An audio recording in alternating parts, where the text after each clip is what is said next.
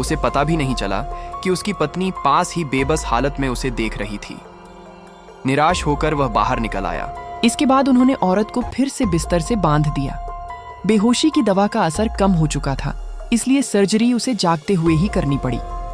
उन्होंने पहले उसका काफी खून निकाला और फिर ऑपरेशन शुरू किया ताकि वह ज्यादा तड़पे नहीं।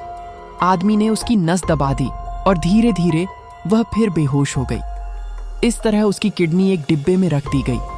फिर सबूत मिटाए गए और औरत को सूटकेस में बंद कर समुद्र में फेंक दिया गया।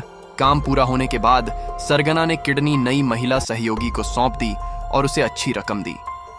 शायद पहली बार होने की वजह से या इस डर से कि कहीं उसका भी वही हाल न हो, वह डर के मारे कांपती रही। वह मना नहीं कर सकती थी।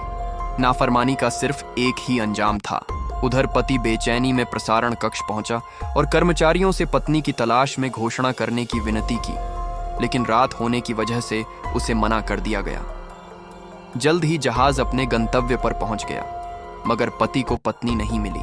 जांच के दौरान महिला सहयोगी घबरा गई तो अधिकारियों ने सूटकेस खोलने को कहा। अच्छा हुआ कि सरगना ने पहले ही रिश्वत देकर मामला संभाल लिया और वे बच निकले। बाकी लोग काले सूटकेस लेकर एक होटल पहुंच गए। होटल में सूटकेस को कमरे में रख दिया गया। कुछ देर बाद बेहोश औरत धीरे धीरे होश में आई।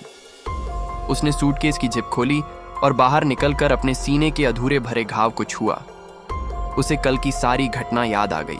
भागने के लिए उसने अपनी बची खुची ताकत जुटाई, घिसटते हुए मेज तक पहुंची और पति को फोन मिलाया।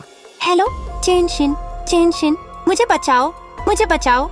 चेनशिन, तुम कहाँ हो? क्या तुम ठीक हो? लेकिन ठीक उसी अहम पल पर वह आदमी उसे फिर से देख लेता है।